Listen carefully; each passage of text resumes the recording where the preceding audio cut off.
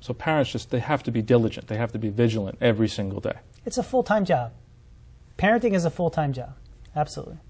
And Gail, what about the schools? I mean, what are they doing? And I'm sure it's working in conjunction with parents, but what are they doing specifically to prevent bullying? Well, communication skills are very important here. And after all, babies aren't born into this world with good pro-social skills.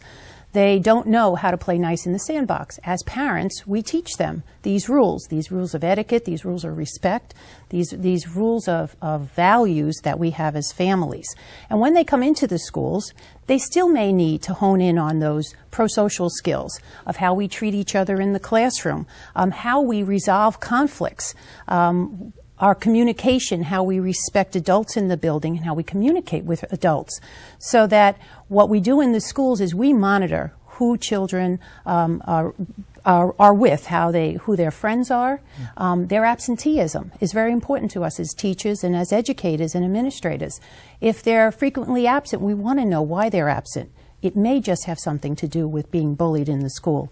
If we see a sudden change in their behavior or in their academic ability or something's just not right, or we're seeing them exclude themselves from previous things that they used to enjoy doing, we want to ask ourselves what's going on, and we want to communicate with the parents. That's something educators do very frequently. We communicate with the parents to let them know what we're seeing, and they let us know what they're seeing at home too. So we want to work on communication skills, pro-social skills. We want to work on respect, conflict resolution, and we do this on a day-to-day basis in the schools. And do you watch children? I mean, if they're sitting alone at lunch, if they're feeling isolated, absolutely. Do you even intervene at that point? Well, when children are sitting by themselves, it could be for a reason. They may be thinking about a project that they're going to work on and they just want quiet time. But a teacher needs to know that. A teacher needs to know if there's a special reason, or is there a reason they're not willing to talk about with you? And that's when it goes back to talking about relationships. It all has to do with teachers developing relationships with their children and parents developing relationships with their children, so that children are comfortable to go to their parents and that children are comfortable to come to not just the teachers. There's many people, adults in a school that a child can go to that they're comfortable with. But certainly exclusion is a sign that something may not be right. Because, you know, school is a social area for children. Mm-hmm. And when children aren't being social, when they don't want to participate, those are red flags, absolutely.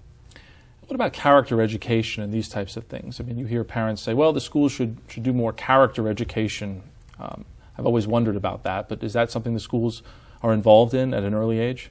Yes, the schools are very involved in character education. In our district, we do have a program, and we put that out right at the very beginning of the year. We dedicate 2 to 3 weeks of straight training on conflict resolution and character education.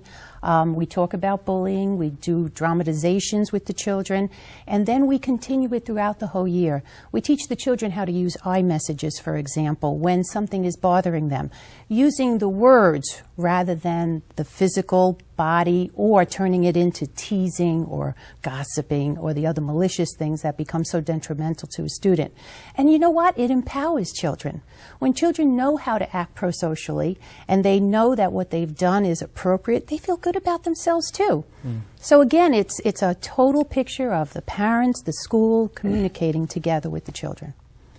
Your primary role is educators, and I'm wondering, you know, from a standpoint of school administration, how difficult is it to monitor bullying and investigate complaints of bullying? I mean, it sounds like it's going to take up a lot of time. Sure. It's extremely difficult to monitor, Armen. The school administrators are combating it daily. Because of the anonymity, it's not as easy to confront the schoolyard bully and say, you know what, you ask them for your lunch money and you know you're going to be suspended. It's actually uncovering threads of discussion that occurred online over possibly a month or so, which means having somebody open up an account or provide a password so that they can view previous history or so forth.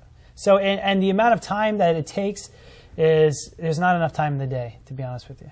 I mean, you almost have to be a tech person to investigate some of these incidents if they're all taking place either online and text messages, things like that. I mean, how many hours does this take?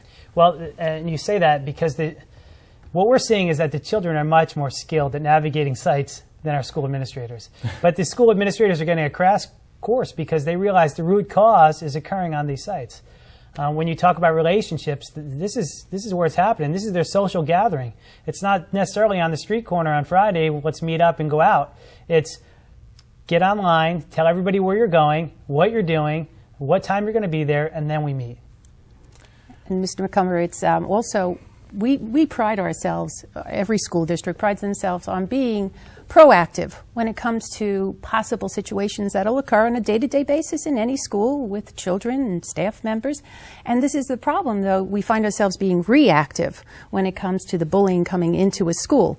So, of course, you know, we're mandated by law to run programs for our staff. We run programs for our students as well. And we encourage our parents to be part of everything that we do within our school so that they understand the importance of it. And do you have law enforcement in to lecture or to teach children as well? With all career paths, you know, we bring it in. We've talked to people from blogging sites, have them come and talk to students. We've had law enforcement, and the law enforcement have been very cooperative. We work with the juvenile detective unit over Long Branch, and they've come in to speak to children and to tell them how severe the consequences are. Because children sometimes, through a decoding message, sometimes will make somebody feel unimportant or impact their self-esteem. So sometimes the police bring a solid edge to it. But we as the educators realize it's our job to teach. Teaching and learning is our business. Their job's dealing with the consequences. Sure. So we do use them as reinforcement sometimes, but traditionally we rely on the educators to teach. Let me ask a question to both of you. What shouldn't parents do? In other words, you know, in your experience, what are parents doing? What are they telling their kids? How are they handling this situation in a way maybe they shouldn't? Well, in the elementary, when I was an elementary school teacher, and we would do conflict resolution, always, every year, year after year, it would be, well, my daddy says if he touches me, I should hit him back, or my mom says I should hit him back. And what parents shouldn't do is repeat aggression. Aggression just begets more aggression, and it doesn't solve any of the problems. It's kind of like punishment and consequences without educating the child on what they did wrong and what should be more appropriately done.